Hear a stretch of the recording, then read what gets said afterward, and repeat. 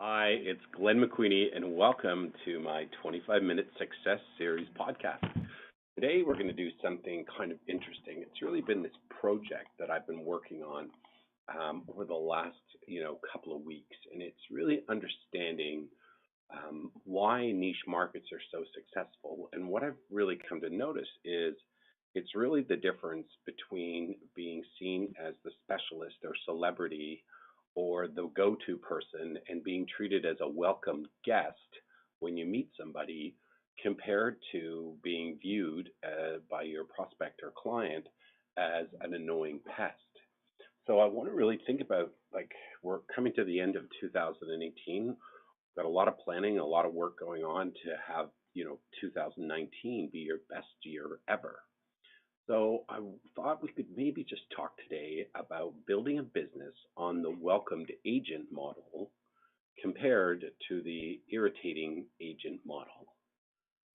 It's really this amazing kind of concept if you think about it that if you're viewed as an irritating agent, you have a lot of resistance, or you not only do you feel it when you're meeting someone who doesn't know you, like you, or trust you, it's just a random cold person, compared to being viewed as a welcomed agent where you're known and you're revered by your clients in your sphere of influence. So if you imagine, it's almost like a like the speedometer in your car, where on the far left side, at zero, I guess, you're going to have like that's where the irritating agent sits.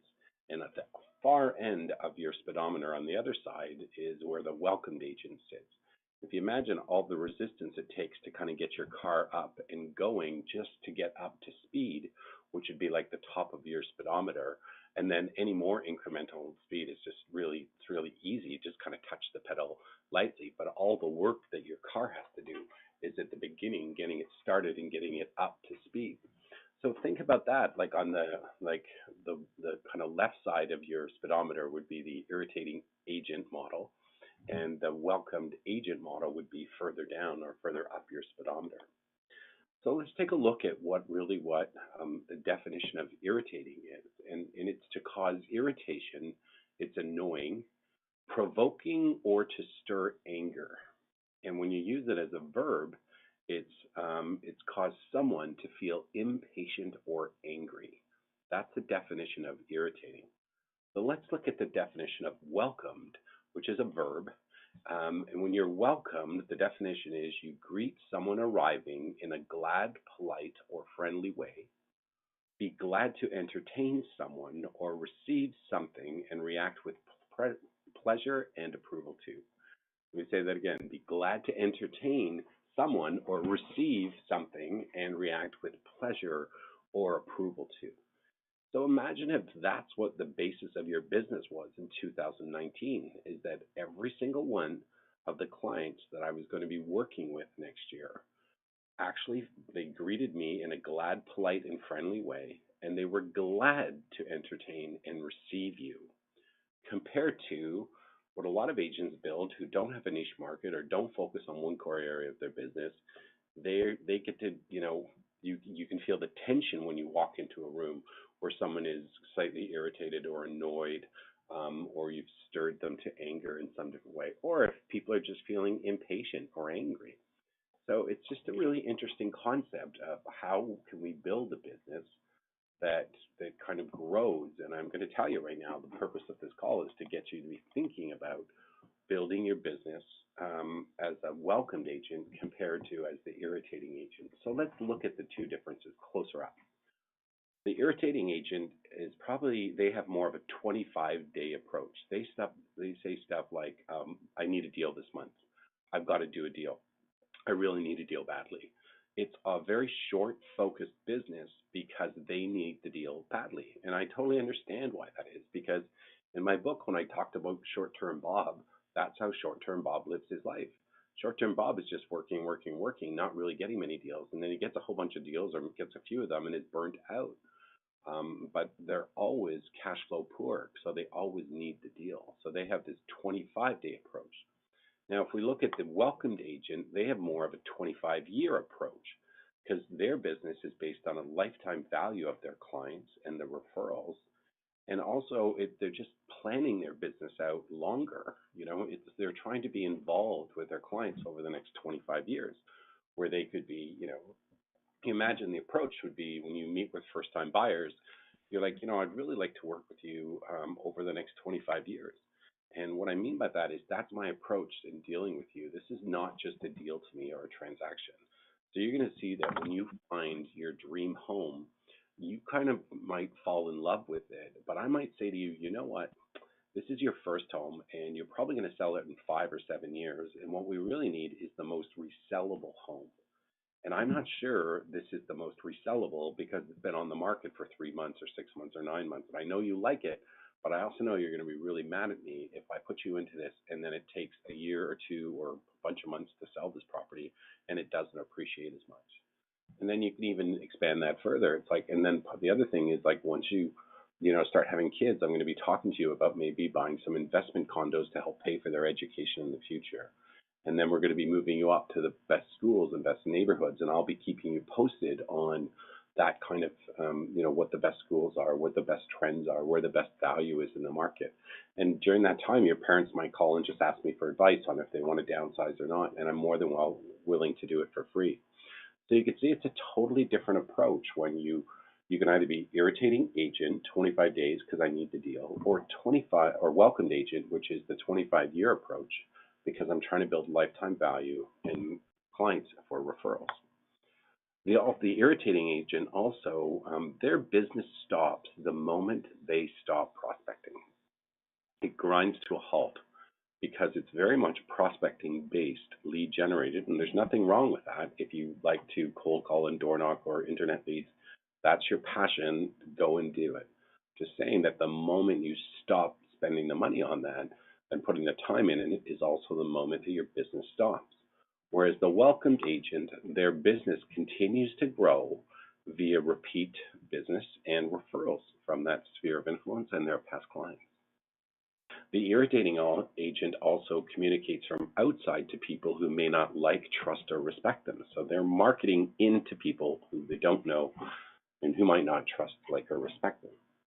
Whereas the welcomed agent is the business is really inspired from within, and it's really rewarded from within. It all grows from inside as a result of all the kind of value and equity that you're building in that business. See, the irritating agent's also a very expensive business because it costs 7 more times to build that business than the welcomed agent. See, the welcomed agent, it grows itself at a very low cost based on like a 33 or a 36 touch program where you're just constantly, in contact with them and adding value all throughout the year for the rest of their life. The irritating agent also has an expense-based business. It's all expenses because they have to buy their leads. Whereas the welcomed agent has the asset-based. It just grows over time. It's like if you ever look at your business, the people who are probably the most successful in your office are the people who have been building a repeat and referral-based business over a long period of time. Or they're building a niche business and they keep focusing all of their efforts into one niche market. And by default, they get seen as the specialist in that, and then the marketplace starts to come to them instead of them going to chase it. So with your niche, it is a bit expense-based at the beginning just to get the ball rolling, but then if you give them like a world-class experience, it just grows within. And then I guess another thought about the irritating agent business is there's a lot of high resistance, and there's also lots of competition out there. I don't think I don't think the public ever sits there and goes, boy, I hope 5 agents call me today or knock on my door, right? Whereas the welcomed agent there's just very low resistance. In fact, there's no resistance, and more importantly, there's no competition. And because there's no competition, you get a higher margin and you can charge more. And that's the beauty of that model. So let's just continue a few more differences between them. The irritating agent has no niche market because they're trying to be everything to everyone, while the welcomed agent is just focused on 1 or 2 niche markets, and then they just go really deep. As I talked about earlier, it's like digging deep into that territory and finding the inner wisdom and knowledge that can't easily be Googled. I think the irritating agent is also seen as a commodity that's easily replaced, interchangeable. If I don't get you, I'll get somebody else, because that's the type of people they attract. Whereas the welcomed agent is seen as indispensable part of the transaction or indispensable part of their life, and they just can't do it without them. And you'll hear that all the time when your clients, when you do a great job, they're like, oh my God, I'm so glad I'm working with you. We just couldn't have done this without you. Thank you so much, right? And then you say, well, you're welcomed, right? Because you built a welcomed agent business, right? The irritating agent has a very high cost, low conversion rate. Best case scenario is 1.5%, and that's across all types of mediums, from cold calling to door knocking to internet lead generation. If you convert 1.5, you're actually doing really well, because that's what the industry average is.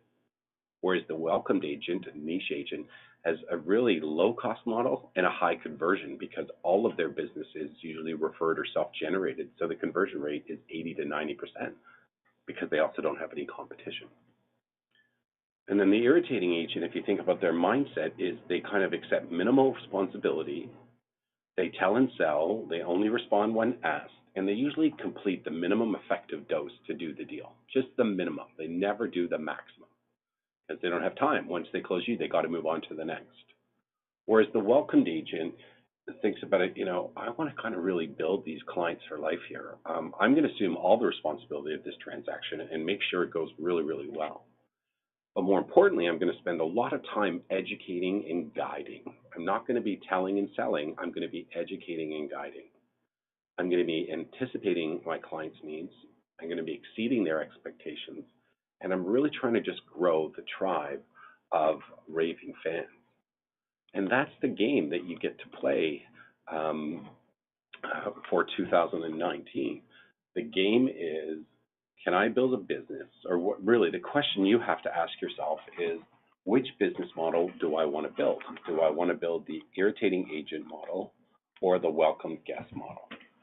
It's really up to you, because you're going to go to the market that you're going to match up the most with. And if you're someone who doesn't really want to have a lot of deep, relationships with people, it's too smarmy-marmy for you, you just want to do deals like boom, boom, boom, boom, boom, like there's nothing wrong with it, with that market. It's just a lot of more work, and that it always stops the minute you stop, or if you get sick, or if you go away, the business grinds to a halt. So it's more of like almost like a cardiogram of someone having a heart attack, where it's kind of like no activity, then you turn it on, you go to high activity, and then you get burnt out and you crash down on the bottom, and then you turn it back on, and it's just like this big, huge like cardiogram with wide swings, like it looks like someone's having a heart attack. Whereas I think the welcomed agent model is one of the, it's when they really get, first of all, they look at it as a business. It's a longer term model that they're building. It's not short term. It's not like I'm getting into real estate for a year or two, make a bunch of money and get out, which is probably what a lot of us thought when we got in.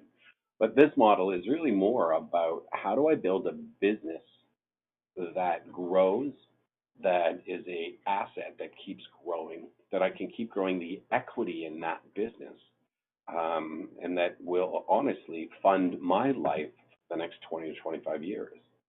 The more I can create a niche market and create that unique solution for them, and it's unique to them and everyone else who's similar to them who has the same problem, the moment you correct the unique solution and market it properly is the moment the market moves to you and you get into the lead receiving business instead of the lead generating business. And then your whole game now in your niche market is, when you're in the lead receiving business, and the leads are coming to you because you've created a unique solution to their selfish needs, what you're going to learn is, the next step is you have to create a unique service offering plan for them that builds a tribe of raving fans. There's no point nailing your niche, but then when they come to you, you just give them terrible service, because your niche can't grow. So the first step is, what's the unique solution? And that's when you bring you and your unique abilities to a target market. And then the next part is, what is the unique process and the unique experience I want to bring them through? What's the journey you're going to bring them on And more importantly, you could reverse engineer that is like, what do I want them to be telling their best friends 30 days after the transaction about what it was like to do business with me? That's it. That you have to think about it as, what do you want them to be telling their friends about what the experience you granted them? Because that's where referrals come from. You know, I watched that movie last week, Bohemian Rhapsody, which is a great kind of movie about Queen. And I have to tell you, I enjoyed the movie, but I've referred tons of people to it. And the producers weren't paying me a referral fee. They don't even know who I am. Certainly, the local cinema wasn't paying. But I was referring that experience to my friends because I cared about them and I wanted them to have the great experience, the best experience, or just the experience that I enjoyed for that couple of hours of entertainment. And that's really, and you know, why am I doing it? I'm not getting paid on it. It's just because I really care about my friends. More importantly, maybe deep inside, I want them to come back afterwards and go, "Hey, Glenn, thanks a million. That was such a great referral. It was a great movie. We had a great time. Thanks for letting me know about it." That's exactly the way you play in your real estate business. It's 25 days after closing. They're talking about their friends, and you want them to be raving about the experience, the unique experience that you created. And when you do that, you get to win the game because your business grows, the asset value grows, the equity grows, and you just get to live the life of walking around as the welcomed agent instead of being perceived as the irritating agent. So I hope that helps. Go out and set a great 2019, and thanks a million for listening again. Bye now.